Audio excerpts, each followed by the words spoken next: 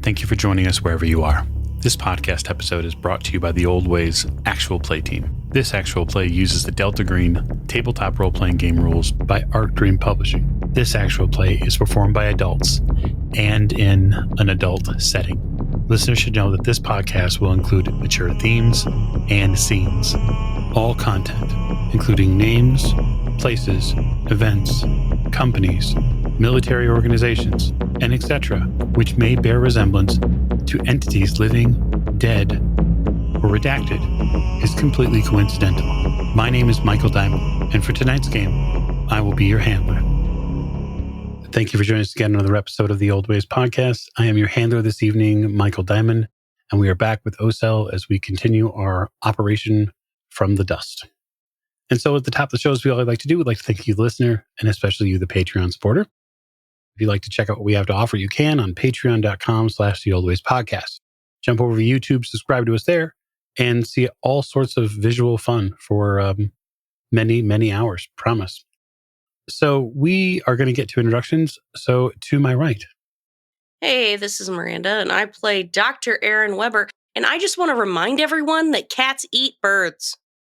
That is factual and probably fairly important to bring up at this juncture. To Dr. Weber's right. Hi, I'm your friend Nate, and I play Special Agent Elliot Winters, hobbling around the caves with a different kid, Franklin, elder, second of three. And now we are unwisely playing a pipe organ we found in a living area in the middle of this bone hall. We're off the rails. Entirely. You've picked up a different kid, which is somewhat uncomfortable, but that's okay. More on that later at the end of the table. Hi, this is Allie, and I play Special Agent Joanne Hart. And you know what? Still better a pipe organ than a calliope. Certainly. To Agent Hart's right. Hi, my name is Tegan, and I'm playing Brett Youngbuck Hawking, and I want to get out of the hole now. Certainly. Probably a good idea, but there's probably something you're going to have to do before you leave. And last but most certainly not least, a special guest for us. Hi, this is Rena, and I'm playing a horror yet to be revealed. Indeed. So when we last left our agents, they were in a deep bone pit. They'd found a stable center, one which had several pieces of rotted furniture in it, a very large pipe organ, which was sitting next to an even larger throne made of gold. And Brett had decided to play, at the behest of Sandra Cohen, this 2-year-old girl, had decided to play the pipe organ, Chopsticks, an improvised version of Chopsticks. And when you make your way through this sort of almost sickly, candy-coated Chopsticks version here, playing on a rather ancient pipe organ, next to this skull that sits on top in the middle of the pipe organ, from the backside of the pipe organ, between these harmonizing and humming pipes, you see a big black cat leap onto the top of the pipe organ. And it swishes its big Maine Coon-style tail around the skull. And Sandra exclaims, "Kitty!" The cat looks down at you, Agent Hawking, and in your head you hear, "Chopsticks? Really?" This isn't really my instrument. How big is this cat? The cat's a little bit larger than a Maine Coon. Does the cat also have a human face? Nope. It looks like a cat. That's good. That makes me real happy. We're not in the center of this hall. We're sort of at an edge. Is that how you had described it before? I would say it's near one of the edges, yes. So around you is, again, this plateau area, which has a little fewer bones than normal. And again, there's part of it that takes up, this space is taken up by the rotted furniture, this pipe organ, this very, very large throne. And beyond the throne, there seems to be like a pool of water. That's something that you would remember, Agent Hawking. There's just water over there. Yeah, it's about the gist of it. I'm going to let Franklin down. I assume I've been carrying him one-armed as one carries a 2-year-old. Correct. And put him down. I'm going to lean down to his level. Say, Franklin, do you like the cats? Are the cats friendly to you? Franklin doesn't really vocalize more than babbling at this point. Doesn't have a hand of his words. He's 11 months old, so... Oh, he's younger. Okay. Sandra is 2 years old. Well, I'm going to put Franklin down. I'm going to take a look at Franklin, see if Franklin seems to be reacting any sort of way to this black cat that appeared. Franklin's eyes are boring into your skull. He is staring directly at you. You don't know if it's in wonder, in amazement, concern, love, adoration. You have no idea. Yeah, I'm going to pick him back up. I'm going to take my gun out of the holster, my right hand, and I'm going to ready that at the side. And I'm going to try and get a sense of where this cat came from, because we're in the middle of a hall with a bunch of bones, and this thing just hopped out from where? Yeah, it's a great hall, right? So it's a big space. You're not sure, but the rumbling that was going on continues. The ground shakes a little bit. All of the bones around this space rattle. Brett, in your head, while that cat continues to look at you, you hear, okay, she's on her way. Is this the same voices I was hearing earlier? Yep. Oh, thank God. Oh, thank God there's only one set of voices. For now. Okay, good. The cat leaps off the pipe organ, which is, something to behold. It hits the ground and then heads over towards the foot of the throne that's there. Beyond the space that you're in, beyond the immediate space, about out near in the bone pit, just at the edge of the water line, a shape begins rising out of the water. The shape is tall. It's well built. It seems to be a feminine form, wide hips. There are two things that sort of hang over its back. And the glow that exists around that throne, the light that your flashlights give it, it almost seems to draw itself towards the pool of water. That glimmer comes off and begins to illuminate this figure. What do? You can't totally see the figure just yet. Is it menacing? You're not sure. It's too far away. It's maybe 30 feet. I'm going to ready my shotgun. Okay. Yeah, sun's out, guns out. Okay. I also prepare Frederick, Right. The baton. that I've been using as kind of a crutch. Like more of a cane, I guess, when I need to. You said there's rotting furniture. Is there a bed? No. Armoire, bookcase, probably a buffet. Nothing with a bottom that I could stuff an 11-month-old in. Well, you could certainly stuff the kid in the armoire. Ooh, I'm going to run over to the armoire and open it up. Okay. Bones fall out of it. Of course they do. Sweep them out. Frederick, we're just going to hide in here for a second. I'm going to be right outside, but you're going to hide in here for a second. Don't make no noise. Put him in and then take a second, check how he's doing with this idea. He's staring at you like you are the sun in his universe. All right. That's a yes from you, Frederick. I'm starting to speak your language, and I'm going to gently close the armoire door, and I'm going to stand in front of it. Okay. Wait for what's happening. So from the pool, there's this glow that begins to walk up. The figure glows. The glow itself is a rose color. And it's not because of, you don't really know what it's because of. But there's something on the figure. It's bathed in something. The outline is all you see for the moment. But as it gets closer and comes into view, what you see is unbelievable. This figure is well over 6 feet tall. It is draped with a dark fabric. Its skin is crimson. And you can see that there are the same sort of discolorations that Agent Hart's jaw has from having bit so many of these wild raccoons.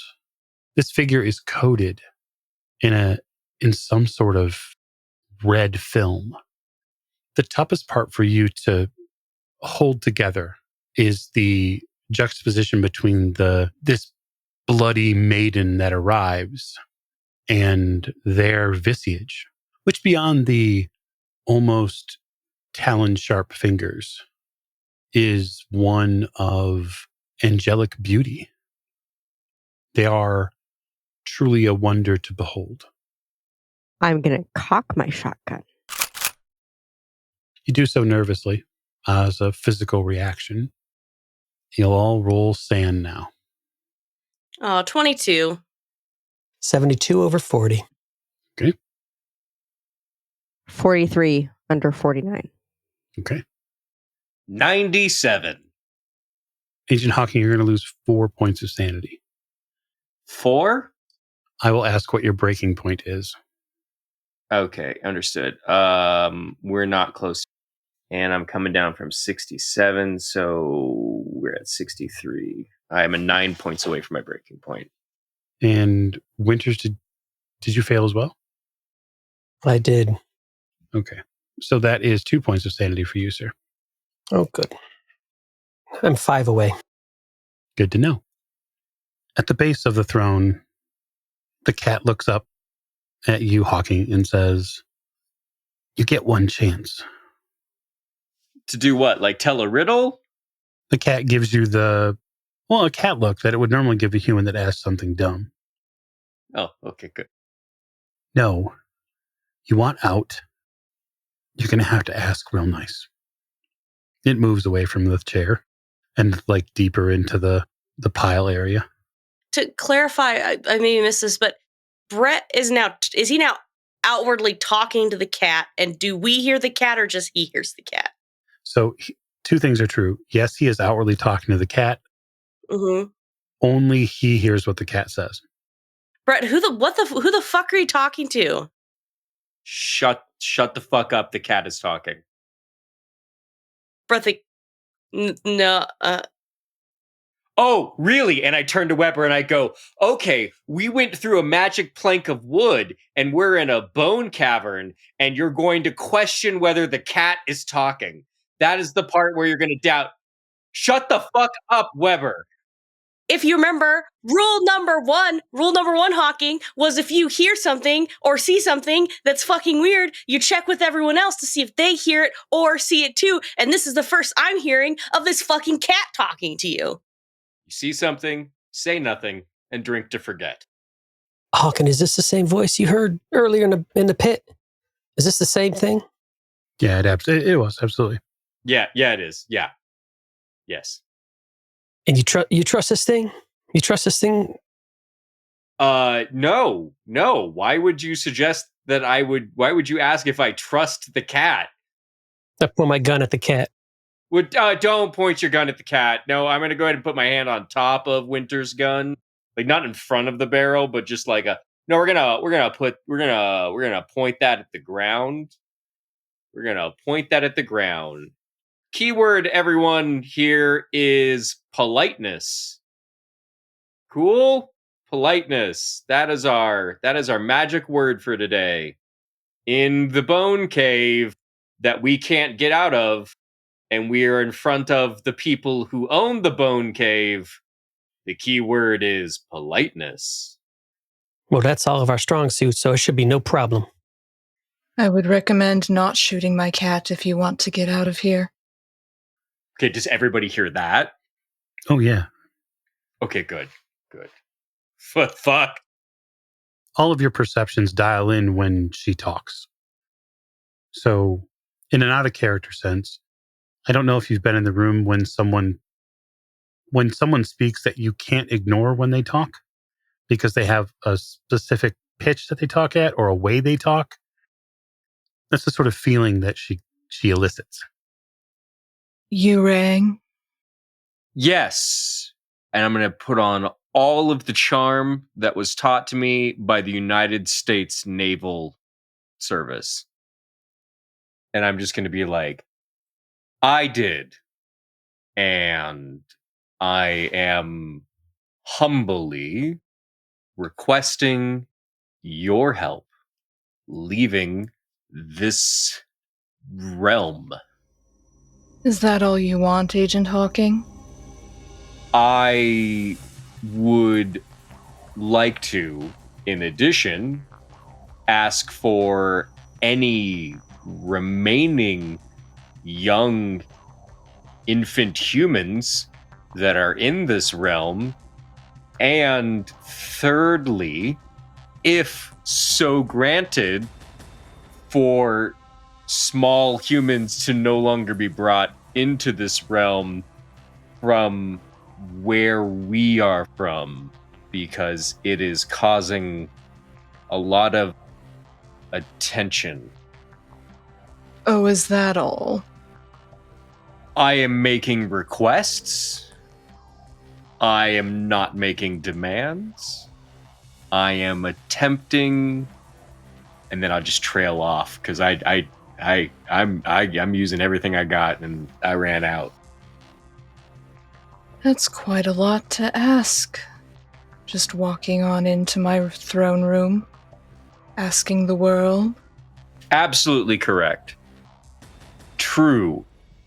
But could we offer something else in exchange? Because I would like to propose that a continuing stir up of attention from others would result in more people coming into this realm.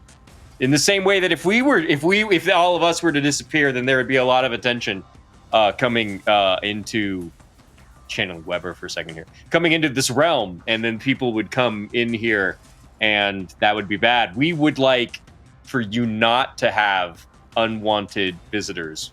We want to help with that. So you want to take my companions and leave after injuring some of my acquaintances, I might add. All in exchange just for, perhaps, no one else coming here. Am I getting that right? As a baseline, yes. But we are also up for, I'm going to make eye contact with the other people in the group, open to additional negotiation. Now, when you say companions, is there some sort of friendly or familiar relationship with these young wards of yours that are coming from our side that I need to be made aware of so that I understand context? I brought them here to be with me. What other context could you possibly need, Brett? Oh, great. Where we come from, that has caused a lot of consternation. Is that a word? I look at Weber. Yeah, it's a word, yeah. Okay, good. And many of the small creatures that we don't have a proper name for that look similar to what we would call raccoons with human faces have been injured recently, and that is a direct result of the attention that this matter has gotten. We would like for people to, in general, not get hurt. People we consider people and people you consider people. You injured my favored ones. How am I not supposed to see this as a threat? That is very simple. And I'm going to go out on a limb here while looking at Winters and go, you could easily kill all of us, so we're obviously not a threat. We are simply coming as envoys in order to negotiate a mutually beneficial arrangement. Fascinating. Hawken, see if it wants anything from us. Yeah, that's what I'm waiting for the other shoe to drop. Why, yes, I do. Now that you come to mention it, Agent Winters. I'll offer you a bargain. Does that bargain include all three of the kids? It can. You may leave here, just as you are, with all three of the children you've sought, if one of you gives me a child. Is that like bring a child to you or produce a progeny? I wish a child of my own. Oh, okay. That is a different matter. Would you bring me a child? I think not. That would be unpreferred. So you prefer to give me one? I'm gonna look at Winters. Gonna. I can't not look at Weber. When you look at me, I look at Weber. I don't think I have the equipment for that. Wait, you talking about having relations with you right now? Because we all have kids at home. Are you serious right now? You're talking about relations? Wait, no, yeah. Are you gonna have the kid? Or do we have the kid? Because I guess that'll determine whose parts it is. That's actually an excellent point. The child would be mine, of my body. Oh, you're talking about relationships. Oh, dear. That is a strong word, but whatever makes it easier for you. Come now, both of you are fathers, I see. You've both fathered children. It should be easy for you. You know, I look at Winters and I look at Hawking, and this feels like the job for a young buck. Yeah. I mean, in my head, I'm also like, yeah, I think I'm gonna have to take one for the team. Look at Winters. He's wounded. He doesn't have it in him. Could kill me. Damn. Fuck. That is actually the perfect logic. I would like to point out, just for clarity's sake, that when the figure speaks, she obviously, her mouth moves and you see teeth clearly. They are not in any way human teeth. They are fangs. And you can't deny your eyes and not see horns. This isn't like a black widow or the other bug. I didn't do good in biology. I'm more of a chemistry person. But you're not going to eat him afterwards, right? Dr. Weber, I did say all of you could leave, didn't I? Okay, yeah. So I'm just making double checking on that one on account of the teeth and stuff. So I thought I'd check. Yeah, and as like an additional point of this agreement, it's also, I mean, just to double check, because the culture that we come from would naturally be suspicious of a person with your particular physical description, of which so I just wanted to, we're gonna leave whole of body, correct? You do like to use so many words, Brett. I hope Dalton doesn't pick up that trait from you. Brett, can we have a word? Yeah. I'm gonna go talk to Winters. Just the guys. Well, as you pointed out, Dr. Weber, you ain't got the plumbing. Brett, I don't want to do this, but I ain't married currently, and you are, as far as I remember. I don't want you to have to, if that's a problem for you, I don't want you to have to go against that. Well, there's also the problem of where we all die in a bone cave. Well, no, one of us can do this. I'm just saying that I can do this if you don't want to. Yeah, I mean, if you're down for fuccubusing with the succubus, then... Brent, I am not down, but I'm saying that I am willing to close my eyes and drown out the sounds and attempt this act if you don't want to violate your marriage vow. And think of England. Yes, no, I understand. It's not that I'm not down to clown, but... Well, if you are down, then I suggest we decide this with rock, paper, scissors. If it's not an issue, but if it is an issue, I'm not messing with any marriage vows with whatever he is. There's a literal demon, and we are in a literal bone cave. And it's there's like marriage vows, and then there's like the philosophical equivalent of a gun to your head. The bigger question is, can you perform in a bone cave? Really, honestly. That's a good question. And I am an elevated age of 36, so, I am also not quite in my prime as a young buck such as yourself is.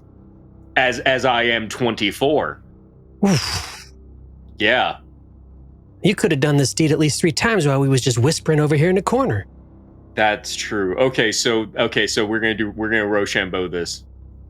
Wait, no, that will be a bad way to solve this, because then we'll both possibly be unable to perform the deed. We should do something less physical. Oh, I thought we were doing... Wait, isn't Rochambeau mean rock, paper, scissors? That's what they told me in the name. No, Rochambeau is when we kick each other in our testicles, and whoever falls down first loses. Brett, where did you go to military school? It's called boot camp. It's in Great Lakes. It's like 8 weeks long. You never got it. Yeah, let's do rock, paper, scissors. Okay. Fate of the world rests on this. Rock, paper, scissors. Just to clarify, is it rock, paper, scissors, shoot, or you're shooting on scissors? No. It's 1, 2, 3, and then you show it. Okay, go. Yeah, just clarifying. I have a rock. You have defeated my scissors. You won. Wait, does that mean I get to fuck, or I don't have to fuck? You won the right to move on to the next stage of the challenge. I did my best, but I cannot be your champion tonight. It is Young Buck. Wait, I feel like I was gonna lose either way. Okay, cool. You didn't seem too enthusiastic about the process, Agent Winters, anyway. You really know how to make a girl feel wanted. I've lost a lot of fluid already tonight. You can see I'm not in a great shape. And yeah, you do scare me quite a bit. Not gonna lie. That's my way of being polite is not lying. And yeah, you are quite terrifying, ma'am. I reach out a hand and put a finger under Brett's chin, just sort of lift his head up a little bit. Are you willing? Yeah, Michael. Yes. Is this like a pleasant smell in this area? Like, Where have you been for the past 2 episodes? No, nothing smells pleasant down here. it's rotting bones. Okay, cool. Yeah, we're going for it. I am willing. And my thumb just kind of caresses your chin a little bit, and there's a wide smile with all of those sharp fangs. And I'm going to take you by the hand and lead you over towards the throne. I think the last thing I'll just yell out to the party is like, go Navy, beat Army.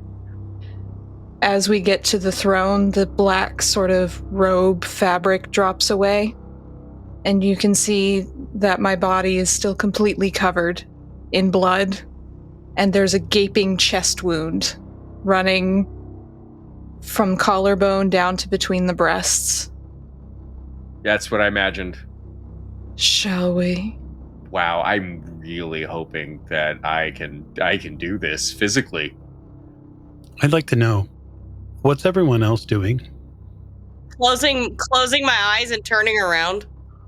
Okay, so there is a 2-year-old child in here. I'm pretty sure at this point I would have gone and gotten our little 2-year-old girl, and I would have brought her over to the armoire. I open the door, one of the doors. You open one of the doors, Frederick is staring at you again. I evaluate whether there's room for me in there with the other 2 kids. I mean, it's a pretty big armoire. You could probably huddle up in there. You are able to secure both children inside there if you want to. The issue being is that Sandra, the 2-year-old, is not going to be pent up in a dark space. That will not be okay with her. She'll start crying again. She just wants to go home. That's the toughest part. Like, you try to find a spot for her in there, and she looks at you, Winters, and says, I just want to go home. Right after this, honey, we'll be able to go home. Right now we have to play hide and seek, because if we don't play hide and seek, There might be something that scares you, and I don't want you to be any more scared than you already have to be, okay?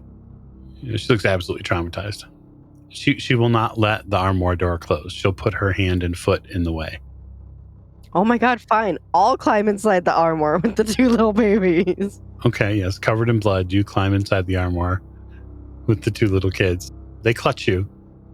Winters, if it looks like she's gonna hurt Hawking, hurt her. Oh, I promise. And you, don't you dare bite either of these kids. I'm not gonna hurt these kids. I want to get them home. Don't let it come over you. Yeah, I know you won't. Cover their ears. They don't need to hear this either. This is horrid. Okay. You close the armoire with Hart and the 2 kids inside, leaving you, Dr. Weber, and you, Agent Winters, to, turn your back politely? Okay. So part of me wants to turn my back and close my eyes, but I feel like we need to stay a little vigilant in case something happens. I don't know if that's just listening. We probably got to watch too a little bit. I will witness this horror. Okay. I will reluctantly witness, occasionally looking away. But I feel like for Brett's safety, we have to watch. Thank you, honestly. Okay. You turn and you watch. So here's what I'll ask then. Rena, if you could describe what happens to you during what Brett and the others will see what you turn into. So, as the act happens, you see this female form shift and change, and the crimson of the skin becomes deeper and darker. It's clear it's not just blood now. This is my actual skin. And the teeth grow sharper. The horns become very pronounced, stretching out. The nails grow long, full-on talons. There's wings in the back that you can see. They're not moving, but you can see them extending from the back. And black symbols on the flesh, glowing with that faint phosphorescence you saw when I first emerged from the bones. And a deep, deep smile with a forked tongue.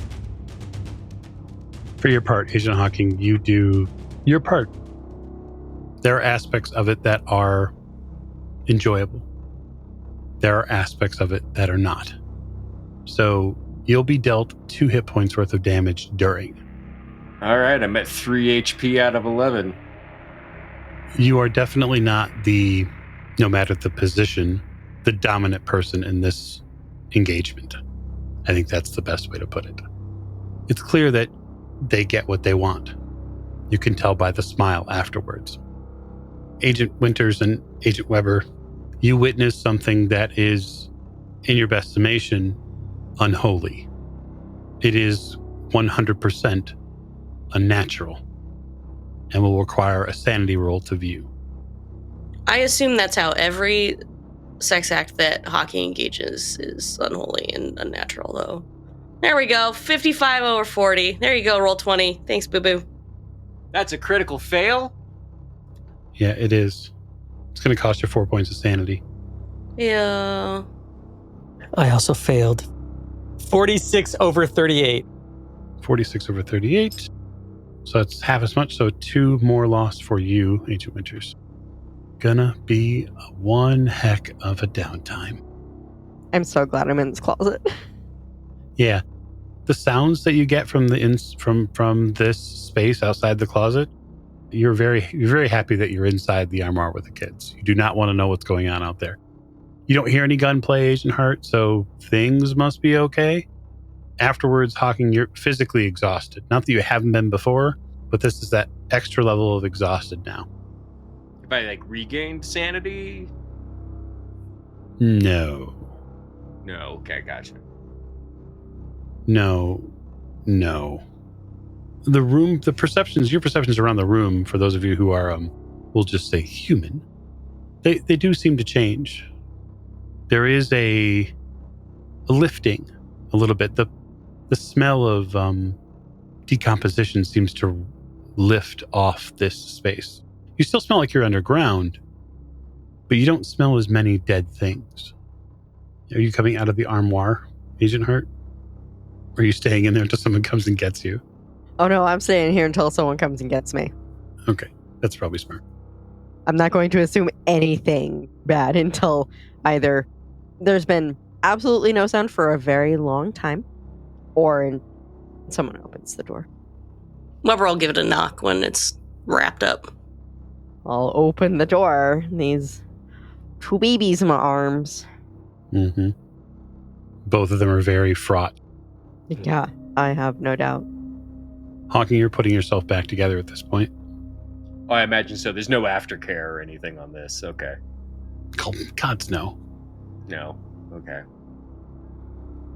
As you're putting yourself back together, you see me settle back on the throne. The wings, these torn black wings, begin to extend, and you see my belly begin to swell. Oh no. This place is fucking weird. And swell. You've been through this recently, Hawking, so just glancing down, that's first trimester. Yes, the entity in the throne is definitely going under some sort of change. And another change. I mean, do we have to wait for them to walk us out, or can we run? You have no idea. No one said a word to them after your fun. Fun is not the exact word. So about the last child, where is it? Oh, are you ready to leave now? You see the swelling is growing larger, probably end of second trimester by now. Yes, leaving now would be preferable. You did well, Brett. Smile and a lick of the lips. There's a gesture, and a hallway illuminates. A hallway that wasn't there before. You'll find them as you leave. And the swelling has now gone larger. Third trimester. Larger, larger. I'm on my way. I leave without another fucking word. Yeah, I mean, we're going. Is that all of the agents, you two as well, Winters? I'm gonna grab Frederick. Come on, little man. We don't want to see this either. I don't want to be there when that thing pops. And I'll look back and good luck with that. Thank you for... Oh, boy. Thank you for letting us... Thank you for holding up your side of this. Come on, Frederick. Hands over my little guy's eyes and off towards this new hallway. So, Hart, when you exit this space, it isn't terribly far to go until you notice another small child sitting against the cavern wall here in a similar sort of wrapped cloth. Yeah, so I'm gonna put the 2-year-old down so that I can pick up the little one. Mm-hmm. And I'm gonna hold her hand. All right, come on, let's go. I need to get you home. Sandra does her best to keep up with you, but you know good and well there's no way that her little legs are going to be able to carry her out of here. Is she too tired? Yes, plus she's a 2-year-old. That's true.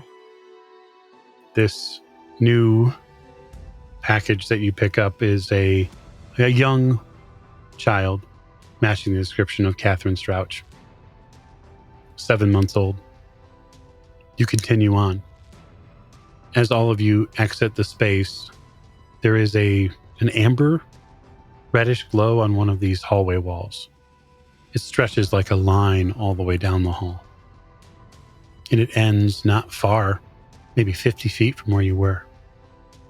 Upon arrival, there's a rectangular object on the wall, outlined in gold. Agent Hart, it looks exactly like the exit space. And I will wait for the others to arrive. They're there moments later. Okay. That's it. And you know all you have to do is want to leave. Yeah. Which is very easy to summon your willpower to do. You exit. You lose another point of willpower. You find yourself in a motel room. Summarily, Agent Winters and Dr. Weber also leave.